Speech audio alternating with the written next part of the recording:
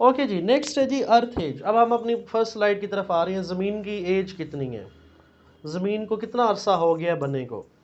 The world is now thought to be about 4.55 billion years old. बहुत ही important MCQs है कि ज़मीन की उम्र 4.55 बिलियन ईयर्स ओल्ड है। ठीक है, तो कायनात की उम्र कितनी होगी? Just 1/3 of the 13 billion year age estimated for the universe. कि हमारी कायनात की उम्र जो है वो 13 बिलियन ईयर है। मतलब हमारी ज़मीन जो है वो 2 टाइम्स छोटी है, मतलब हमारी कायनात ज़मीन से 2 टाइम्स पहले मार्ज वजूद में आई। तो 4.55 बिलियन ईयर्स ये ज़मीन की एज है, और 13 बिलियन ईयर्स ये हमारी कायनात की एज है। अच्छा, ये नीचे आपको एक रिंग शो हो रहा है, ये इसको मैं मज़ीद आगे बड़ा कर रहा हूँ।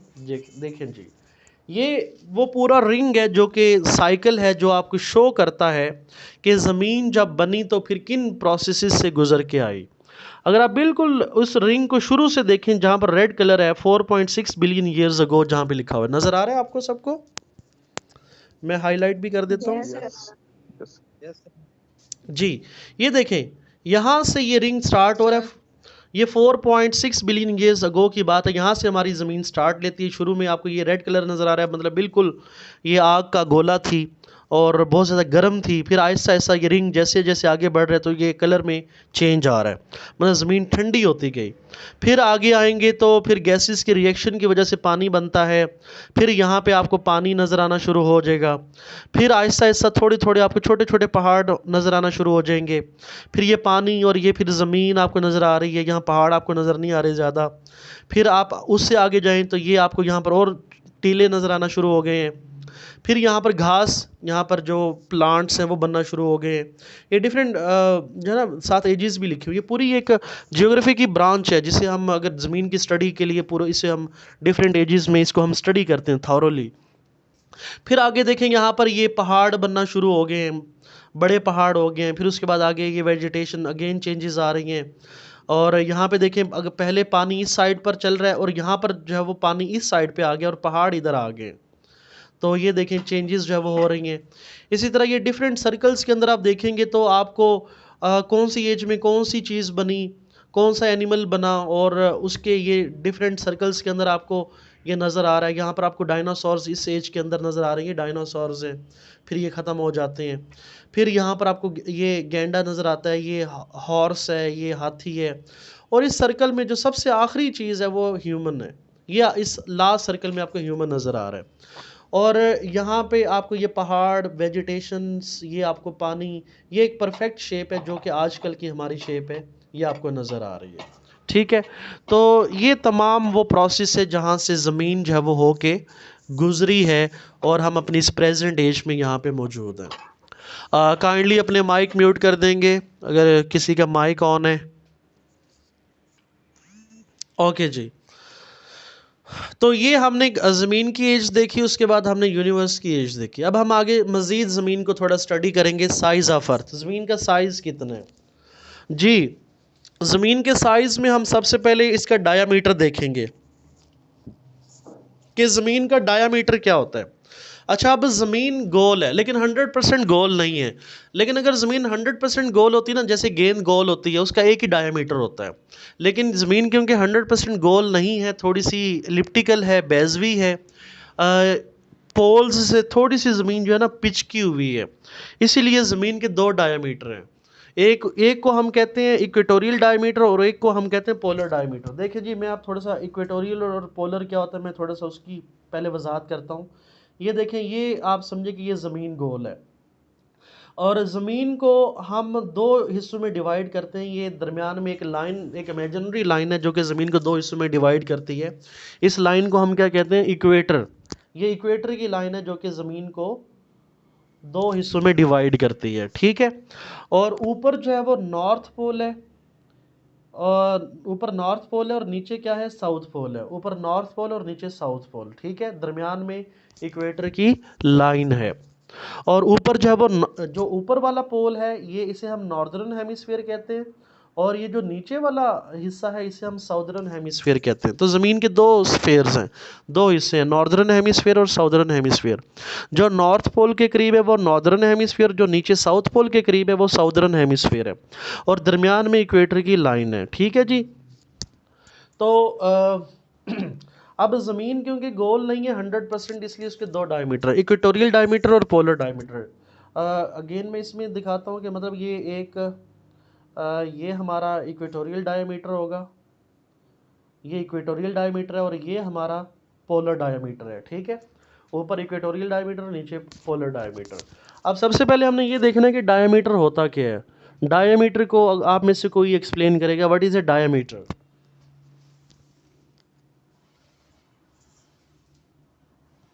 हाँ जी, मैथ वाले यहाँ पर मौजूद हैं, मैथ वाले बता सकते हैं, लेकिन लेमैन के अंदाज में बताएं कि बाकी लोगों को समझ आए। ऐसे बताएं जैसे किसी को अनपढ़ को बताना है कि डायमीटर क्या होगा, गोल चीज़ का डायमीटर आप कैसे मेजर करते हैं? तो रेडियस लेंगे। एक लाइन होती है जो सेंटर से पास हो रही होती है और दोनों साइडों को टच कर रही होती है, जो किसी भी सर्कल पे, वेरी गुड, तो वो उसका डायमीटर है। एग्जैक्टली, आपने बिल्कुल ठीक बताया। जैसे कि क्या नाम है आपका? नाम मुझे बता देंगे साथ साथ, मुझे स्क्रीन शो नहीं हो रही। मोहम्मद इरशाद। जी, जैसे मोहम्मद इरशाद ने बताया कि जैसे कि फॉर एग्जांपल मैं उसको मज़ीद सिंपलीफाई कर देता हूँ कि आप एक गेंद लें, गेंद के नीचे से आप एक सुई गुजारें और एक पिन गुजारेंगे, एक एंड से पिन जो है वो अंदर दाखिल होगी और दूसरे एंड से बाहर निकलेगी। तो वो जितना जो डिस्टेंस होगा सुई का एक एंड से दूसरे एंड तक, जितना वो सुई मतलब उसमें यूज़ हुई है, उसको हम क्या कहते हैं, उसे हम डायामीटर कहते हैं। जैसे कि ये आप देख सकते हैं इस डायग्राम में, ये जो लाइन है, ये इस लाइन, ये जो मेरी नज़र आ रही है आपको, इसकी आप लेंथ देख लें तो ये डायमीटर है, ये पोलर डायमीटर, और ये वाला जो है वो इक्वेटोरियल डायमीटर है, ये वाला। यहाँ से यहाँ तक। आवाज बहुत आ रही है। जी, मेरी आवाज़ स्लो आ रही है? जी sir. Yes, no sir, no sir, no sir. Clear है, क्लियर है सर। और ऊंची भी आ रही है, स्लो तो नहीं आ रही? नो सर, ऑडिबल है, बिल्कुल क्लियर है। ओके जी, ओके। तो ये है डायामीटर। जैसे कि अभी हम अगेन कि आप एक बॉल के अंदर से एक सुई गुजारें, एक एंड से दूसरे एंड तक, जहाँ से सुई स्टार्ट करेंगे और जहाँ से सुई बाहर निकलेगी, वहाँ तक का जो सुई का डिस्टेंस होगा वो क्या कहलाएगा, डायामीटर। अब अगर ज़मीन 100% गोल होती है, जैसे गोल गेंद को आप जहाँ से भी सुई गुजारें और वो सेंटर से गुजरे, तो उसका एक ही मतलब मेजरमेंट होगी। लेकिन ज़मीन क्योंकि 100% गोल नहीं है, थोड़ी सी पिचकी हुई है, एलिप्टिकल है, इसलिए उसके दो डायमीटर हैं। एक है जी इक्वेटोरियल डायमीटर और एक है पोलर डायमीटर। जी, ये आप यहाँ पे देख रहे हैं कि ये इक्वेटोरियल, ये इक्वेटर की लाइन है, और ये पोलर लाइन है, ऊपर नॉर्थ पोल है और नीचे साउथ पोल है, ये इक्वेटर की लाइन है। तो ज़मीन का जो इक्वेटोरियल डायमीटर है वो 12,756 किलोमीटर है, और ज़मीन का जो पोलर, ये पोलर डायमीटर है, ये कितना है, ये 12,713 किलोमीटर। मतलब पोलर डायमीटर थोड़ा सा कम है, ठीक है, उसमें कुछ किलोमीटर जो है वो कम है। इक्वेटोरियल डायमीटर ज़्यादा है और पोलर डायमीटर थोड़ा सा कम है। तो ये हैं जी ज़मीन के दो डायामीटर। अगेन हम इसे देखते हैं आगे, नेक्स्ट एक और डायग्राम है, ये डायग्राम नंबर ए को देखें। ये अगेन जैसे मैंने पहले डिवाइड किया, दरमियान में ये ज़मीन गोल है, दरमियान में ये इक्वेटर की लाइन है, और ये ऊपर नॉर्थ पोल 90 डिग्री, नीचे साउथ पोल 90 डिग्री है, और इसी तरह ये ऊपर नॉर्दर्न हेमिस्फीयर है और नीचे कौन सा है, नीचे साउदर्न हेमिस्फीयर है। ठीक है, नॉर्दर्न हेमिस्फीयर, साउदर्न हेमिस्फीयर। अगर ये बिल्कुल आप ऊपर से देखें ज़मीन को, अगर आप ऐसे ऊपर से देखें, ऐसे यहाँ ऊपर से देखें, तो वो कैसे नज़र आएगी, वो इस तरह नज़र आएगी जैसे ये डायग्राम नंबर बी है। तो ऊपर नॉर्थ पोल है और इसके बिल्कुल ऑपोजिट दूसरी साइड पे साउथ पोल है, और इधर जो है ये इक्वेटर की लाइन यहाँ पे आपको शो हो रही है। ठीक हो गया, चले जी आगे चलते हैं। डायमीटर हमने डिस्कस कर लिया। डायमीटर की एक और डायग्राम आपके साथ शेयर करूंगा, ये देखें जी, ये अगेन डायमीटर है। अच्छा, ये आपको डायग्राम यहाँ से क्लियर बिल्कुल नज़र आ रही है।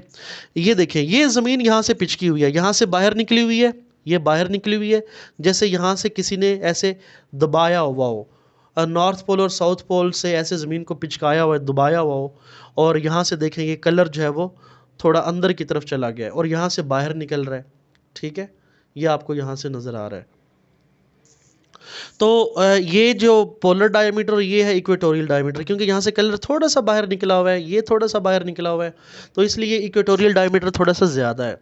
और यहाँ पर किलोमीटर के अलावा माइल्स के अंदर भी इक्वेटोरियल डायमीटर है, और इसी तरह जो पोलर डायमीटर है वो किलोमीटर के अलावा वो माइल्स के अंदर भी दिया हुआ है। आपने दोनों कैलकुलेशंस जो है वो तैयार करनी है कि जो इक्वेटोरियल डायमीटर किलोमीटर के अंदर भी और इक्वेटोरियल डायमीटर माइल्स के अंदर भी, इसी तरह पोलर डायमीटर किलोमीटर्स के अंदर भी, और इसी तरह पोलर डायमीटर माइल्स के अंदर भी। तो ये जो ज़मीन का थोड़ा सा बाहर निकला हुआ जो हिस्सा है, जैसे इसको हम कहते हैं ज्यूडियल बल्ज। जैसे हमारी जो आँख है, आँख का डेला थोड़ा, आँख भी हमारी गोल नहीं है, वो भी थोड़ी इलिप्टिकल है, तो आँख का डेला थोड़ा सा बाहर निकला हुआ है, तो उसको क्या कहते हैं, ज्यूडियल बल्ज हम उसे कहते हैं, कि जो थोड़ा सा हिस्सा बाहर निकला हुआ होता है। ठीक है जी। तो इसी तरह आगे डायमीटर के बाद आगे हम देखेंगे सर्कमफेरेंस। सर्कमफेरेंस क्या होता है जी? अब पहले तो ये बताएं सर्कमफेरेंस है क्या। हाँ जी, पहले आई थिंक मैं भूल नहीं रहा तो इरशाद ने बताया था। जी सर, सरकमफेरेंस जो होता है वो सरहद को कहते हैं, यानी बैरूनी तौर पर सारा अगर हम एक धागा लें और दोनों सिरे मिलाएं किसी गोल शेप के, लपेट दें, तो जो अच्छा, हम सिरे जहाँ पे मिल रहे हो तो वो उसका सारा जो उनका डिस्टेंस जो होता है वो सारा उसका वो सरकमफेरेंस कहलाता है सर। ठीक है, सही बताया, लेकिन इसे थोड़ा सा अगर मज़ीद सिंप्लीफाई करें कि एक आम इंसान को कैसे ये समझाएंगे कि सर्कमफेरेंस ये है। मसलन एक व्हील का पहिया है, हाँ व्हील के पहिए के बाहर तो बाहर वगैरह हम जो सारा उसको मैश करें किसी इंची टेप वगैरह से या जिससे भी मैयर करें, वो उसका सारा उसका सरकमफेरेंस है। जी, बिल्कुल ठीक है, ठीक है। आगे मैं एक और उसमें वजाहत करता हूँ, जैसे कि बच्चे जो है वो क्रिकेट खेलते हैं और क्रिकेट की बॉल के ऊपर वो टेप चढ़ाते हैं, और जब वो टेप चढ़ाते हैं तो पहला राउंड लेते हैं, एक जगह से स्टार्ट करते हैं और घुमा के टेप दोबारा वहीं पर लेके आते हैं, पहला राउंड लगाते हैं। तो वो टेप को आप सीधा कर लें, उसको मेजर कर लें, वो क्या कहलाएगा, वो सर्कमफेरेंस कहलाएगा। समझ आ गई है? तो गोल गेंद के ऊपर आप टेप चढ़ाते हैं, पहला राउंड लेते हैं, और उस टेप की जो लेंथ होती है पहले राउंड की, तो वो उसे आप सर्कमफेरेंस कहेंगे, उस बॉल का इतना सर्कमफेरेंस है। तो ज़मीन का सर्कमफेरेंस भी इसी तरह मेजर किया जाता है, और दो सर्कमफेरेंस है, एक है जी पोलर सर्कमफेरेंस और एक है इक्वेटोरियल सर्कमफेरेंस। तो पोलर सर्कमफेरेंस कितना है, 40,008 किलोमीटर, और 24,860 ये माइल्स के अंदर है। इसी तरह जो इक्वेटोरियल सर्कमफेरेंस है वो है 40,075 किलोमीटर या 24,902 माइल्स, ये टोटल इसका सर्कमफेरेंस है। इसी तरह दो सर्कमफेरेंस हो गए, polar circumference and equatorial circumference. तो ये ज़मीन के दो सर्कमफेरेंस है। होपफुली आपको सर्कमफेरेंस भी समझ आ गया होगा। हाँ जी, is it clear? Yes sir. Okay जी, आगे चलते हैं जी। नेक्स्ट है rotation of earth on axis. अब आपको पता है कि ज़मीन जो है वो घूम रही है। अब ज़मीन की दो तरह की रोटेशन है। एक रोटेशन तो है ना कि वो सूरज के गिर्द घूम रही है, ठीक है, और वो एक सूरज के गिर्द अपना एक चक्कर कितने अरसे में लगाती है? 365 दिन के अंदर, 360 या 365 दिन के अंदर जो ज़मीन है वो अपना एक चक्कर जो है वो मुकम्मल कर लेती है। ये तो ज़मीन की एक रोटेशन है। इसके अलावा ज़मीन की एक और रोटेशन है, जैसे कि ये आपको डायग्राम नज़र आ रही है, कि जिस तरह मैं सिंपल अंदाज से एक और बताता हूँ। जैसे कि आप वो जो गोल मैप जो टेबल के ऊपर पड़ा होता है, आपने उसे कभी घुमाया है? हाँ जी, मुझे बताएंगे। आपने उसे घुमाया है ना, जो टेबल पर मैप पड़ा होता है गोल। ज़मीन बिल्कुल उसी तरह घूम रही है, जिस तरह वो टेबल पे घूमता है ना, आप उसे उंगली से घुमाते हैं, ज़मीन उस तरह भी घूम रही है। ठीक है, और ये देखिए, ये अपने एक्सिस में ये यहाँ से ऐसे घूम रही है, ऐसे घूमती रहती है, और जो हिस्सा सूरज के सामने होता है वो वहाँ पे दिन होता है, और जो जो दूसरे साइड पे होता है वहाँ पे क्या होती है, रात होती है। ठीक है, तो ज़मीन का जो चक्कर है, ये जो अपने एक्सिस में जो उसका चक्कर है, एक तो है ना 365 दिनों में वो सूरज के गिर्द चक्कर लगाती है पूरा, लेकिन जो वो अपना चक्कर जो कंप्लीट करती है एक पॉइंट से दोबारा उसी पॉइंट पे जब घूम के आती है, तो वो एक दिन में एक चक्कर उसका मुकम्मल होता है, जिसे हम 24 घंटे कहते हैं। ठीक है, लेकिन वो एग्जैक्ट 24 घंटे नहीं है, बल्कि वो 23 आवर्स 56 मिनट्स एंड 4.09 सेकेंड्स हैं। ठीक है, हम जो कहते हैं ना 24 घंटे का एक दिन है, वो एग्जैक्ट 24 घंटे नहीं है, बल्कि वो 23 घंटे 56 मिनट 4.09 सेकेंड्स है, मतलब 24 घंटे से ये 3 मिनट और कोई 56 सेकेंड्स जो है वो इतना शायद मतलब गैप है। 24 घंटे पूरे 24 घंटों में पूरी उसकी रोटेशन कंप्लीट नहीं होती। अब ये बड़ा इंटरेस्टिंग है यहाँ पे कि जो हमने कैलेंडर जो हमारे बने हुए हैं, जो जिसमें एक साल मुकम्मल होता है और फिर एक दिन मुकम्मल होता है, वो सारा का सारा 24 घंटे के मुताबिक जो है वो सेट है। अब इसमें जो इंग्लिश वालों को जो मैंने पढ़ाया, तो शायद आपको याद होगा कि हमने जूलियन कैलेंडर और ग्रिगोरियन कैलेंडर के बारे में डिस्कस किया था इंग्लिश लिटरेचर में। जब हमने लेक्चर में इनको मैंने सारा बताया था कि जूलियन कैलेंडर और ग्रिगोरियन कैलेंडर में क्या डिफरेंस था। हाँ जी, याद है आपको इंग्लिश वाले जो यहाँ पे मौजूद हैं? Yes sir. कोई बताएगा कि वो क्या था, Julian calendar and Gregorian calendar? हाँ जी, मैं आई उस थिंक जो पहला था जी जी उसमें वो 24 घंटे के हिसाब से, यानी वो 360 दिन बनाए थे उन्होंने। मैं बता देता हूँ, तो जैसे कि बाद में ग्रेगोरियन जो कैलेंडर है उसमें उसको जो 4 ओके, मैं उसमें एक्सप्लेन करता हूँ कि जैसे कि आप एक दिन में हम कहते हैं 24 घंटे, लेकिन वो 24 घंटे नहीं है। कितना गैप है उसमें, कितना गैप पड़ जाता है? 3 मिनट का और कुछ सेकंड्स का गैप है। एग्जैक्ट 24 घंटे नहीं है, लेकिन हमने कैलेंडर में 24 घंटे रखे हुए हैं, लेकिन वो एग्जैक्ट 24 घंटे नहीं है, वो 3 मिनट और कुछ घंटों का गैप है। अगर वो 3 मिनट और कुछ सेकंड्स का जो गैप डेली उसे 30 पे मल्टीप्लाई करें, एक महीने का कितना गैप बनेगा, फिर उसे आप एक पूरे एक साल का गैप बनाए तो वो काफ़ी गैप बन जाता है। फिर जो पहले जो एक कैलेंडर था उसका नाम था जूलियन कैलेंडर। जूलियन कैलेंडर में ये गैप जो है ना, फिर किस तरह कवर किया जाता था कि साल में एक दफ़ा जो कैलेंडर है वो 10 दिन आगे किया जाता था। फॉर एग्जांपल अगर आज 10 तारीख है तो कल को 20 करनी पड़ती थी, फिर वो जो कैलेंडर है वो दोबारा नॉर्मलाइज हो जाता था और दोबारा से वो सही चलना शुरू हो जाता था। तो साल में एक दफ़ा ये एक्टिविटी करनी पड़ती थी। इस मसले का हल जो है वो पोप ग्रिगोरी ने निकाला, और उसने 1580 के अंदर जो है वो एक कैलेंडर बनाया, ग्रिगोरियन कैलेंडर। उसने क्या किया, 4 साल के बाद उसने फरवरी के अंदर एक लीप ईयर ऐड किया, एक दिन का इजाफा किया, लीप ईयर का उसने एडिशन किया कि 4 साल के बाद आप एक दिन में इजाफा कर दें कैलेंडर के। तो वो क्या होगा कि वो जो गैप जो बन रहा था पूरे साल का, फिर वो सारा जो है वो क्या हो जाता, 4 साल के बाद वो दोबारा नॉर्मलाइज हो जाता था, वो ठीक हो जाता था। तो ये ग्रिगोरियन कैलेंडर जो इस वक्त हमारा चल रहा है, उसमें जो लीप ईयर है, जो एक 4 साल के बाद आप एक दिन का इजाफा करते हैं, वो उस कैलेंडर को, ज़मीन की ये जो रोटेशन है, ये जो इसमें 3 मिनट का और कुछ सेकंड्स का जो गैप आता है, उसको मीट करने के लिए वो लीप ईयर हमने इसमें ऐड किया हुआ है। तो ये इस आपके पेपर में आ सकता है, आपने फिर ये एग्जैक्ट बताना, 23 आवर्स 56 मिनट्स एंड 4.09 सेकेंड्स। ये हो गया जी। आगे चलते हैं जी। Speed of earth in orbit around sun. अब जो ज़मीन है वो सूरज के चक्कर लगा रही है, किसी रफ्तार के साथ तो चक्कर लगा रही है। ज़मीन की क्या रफ्तार है जी? 8.5 माइल्स पर सेकेंड। ज़मीन जो है सूरज के गिर्द 8.5 माइल्स पर सेकंड के लिहाज से चक्कर लगा रही है। मतलब एक सेकंड के अंदर 8.5 मील का फासला तय करती है, और इतनी स्पीड से चक्कर लगा रही है कि मतलब हमें पता ही नहीं चल रहा कि हम इतनी स्पीड से हमारी ज़मीन घूम रही है कि एक सेकंड में आप 8.5 मील का फासला जो है उसने तय करना होता है। ठीक है, और इस स्पीड के साथ फिर वो पूरे साल के अंदर एक चक्कर जो है वो मुकम्मल करती है। आगे चले नेक्स्ट। वॉल्यूम ऑफ अर्थ, ज़मीन का वॉल्यूम कितना है जी? इरशाद बताएंगे जी, वॉल्यूम क्या होता है?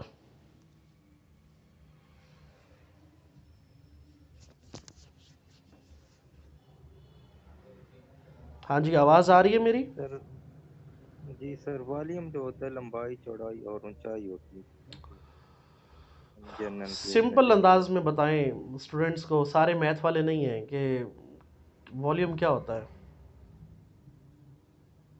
किसी शेप की जो मतलब हाइट होती है और उसकी जो बेड्थ होती है और डेप्थ जो होती है, वो सारी को काउंट करने से हमारे पास उसका वॉल्यूम आता है, यानी उसके अंदर कितनी चीज समा सकती है, इसका हुजम क्या होता है उसमें।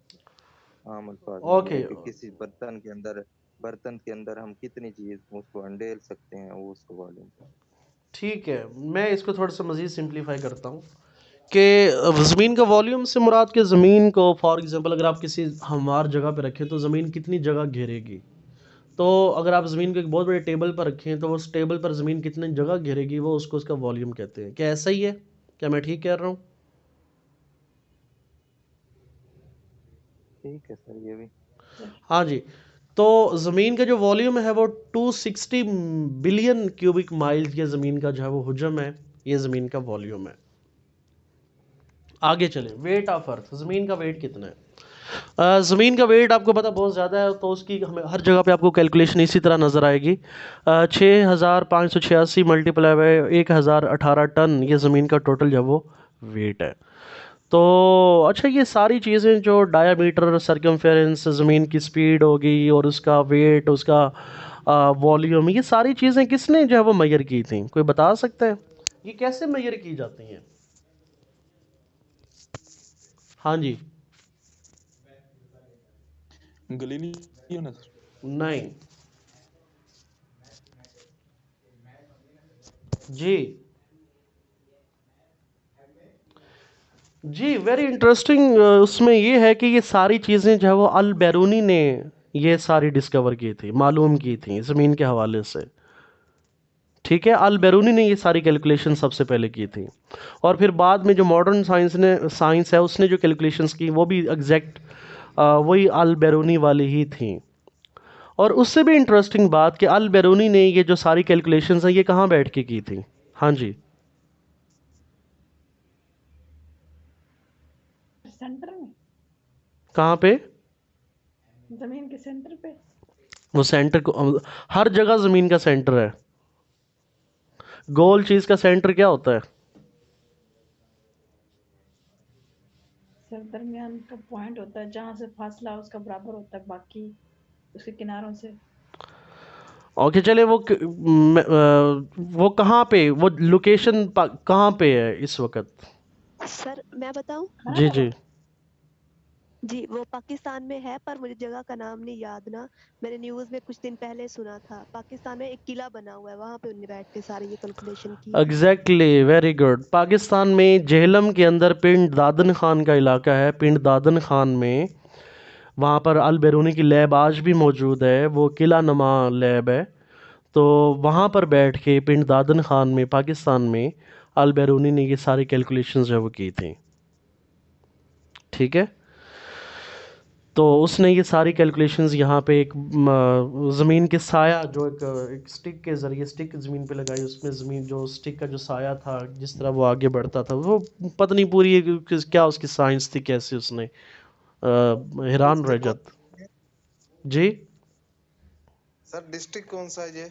जेहलम के अंदर, जेहलम, ठीक है सर। जेहलम में पिंड दादन खान का इलाका है, वहाँ पे अल बैरूनी ने ये सारी कैलकुलेशंस जो है वो की थी। तो यहाँ तक ये हमारा पहला जो लेक्चर है यहाँ तक वाइंड अप हो जाता है। कल आगे हम द ग्लोब की पूरी स्टडी करेंगे। ग्लोब क्या चीज़ है?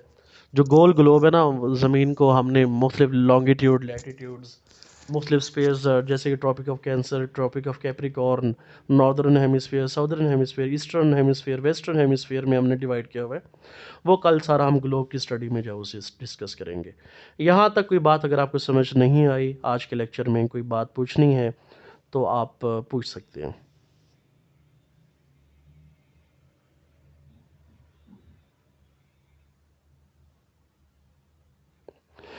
No sir, thank you. Any question till here? No sir, clear है, thank you so much. No sir.